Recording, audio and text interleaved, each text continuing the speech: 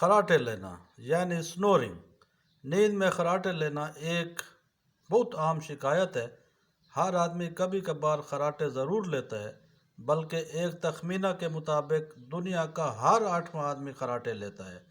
اور تو اور جانور خصوصاً کتے بہت خراٹے لیتے ہیں۔ عورتوں کی نسبت زیادہ مرد اس شکایت کا شکار ہیں اور موٹے مرد خراٹے لینے میں زیادہ مبتلا ہیں۔ 10 سال سے کم عمر بچوں میں یہ شکایت گلے کی خرابی یا ٹانسل کی وجہ سے بھی پائی جاتی ہے۔ جوانی میں یہ تکلیف کم ہو جاتی ہے، لیکن 30 سال کی عمر کے بعد یہ زیادہ ہو جاتی ہے۔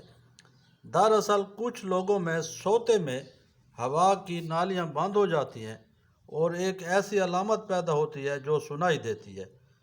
پھیپھڑوں کو ہوا اندر لے جانے کے لیے زور لگانا پڑتا ہے، جس کی وجہ سے نرم تالوں میں لہریں پیدا ہوتی ہیں اور خراٹوں کی صورت میں شور سنائی دیتا ہے۔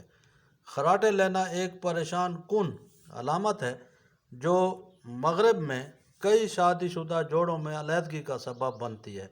کہا جاتا ہے کہ ملکہ برطانیہ نے بھی بہت عرصہ پہلے اپنے شوہر کو خراٹے لینے کی وجہ سے اپنی خوابگاہ سے نکال دیا تھا، لیکن کچھ لوگوں کے لیے خراٹے لینا ایک کرونک مسئلہ ہوتا ہے اور کبھی کبھار یہ کسی سنگین بیماری کی نشاندہی کرتا ہے۔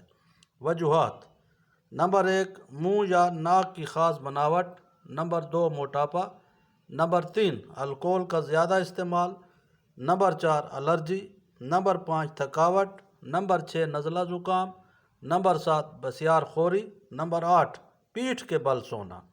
علاج: وہ لوگ جو خراٹے بھرتے ہیں عموماً آکسیجن کی کمی کا شکار ہوتے ہیں، جس کی وجہ سے انہیں تھکاوٹ، ہائی بلڈ پریشر اور دل کی شکایات ہو سکتی ہیں۔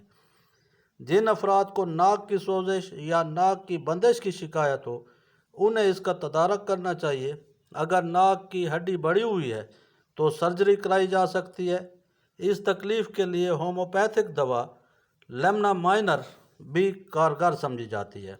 اپنے طرز زندگی میں تبدیلی لا کر بھی اس شکایت کا ازالہ ہو سکتا ہے، جیسے سوتے وقت اونچے تکیے کا استعمال، کمر کے بل سونے کے بجائے سائیڈ پر سونے کی عادت اپنانا، کیونکہ جب ہم کمر کے بل سوتے ہیں تو گلا پر کشش ثقل زیادہ اثر انداز ہو کر ہوا کی نالیوں کو تنگ کر دیتی ہے۔ موٹے خواتین و حضرات اپنے وزن میں کمی کر کے اس شکایت سے مستقل چھٹکارا پا سکتے ہیں۔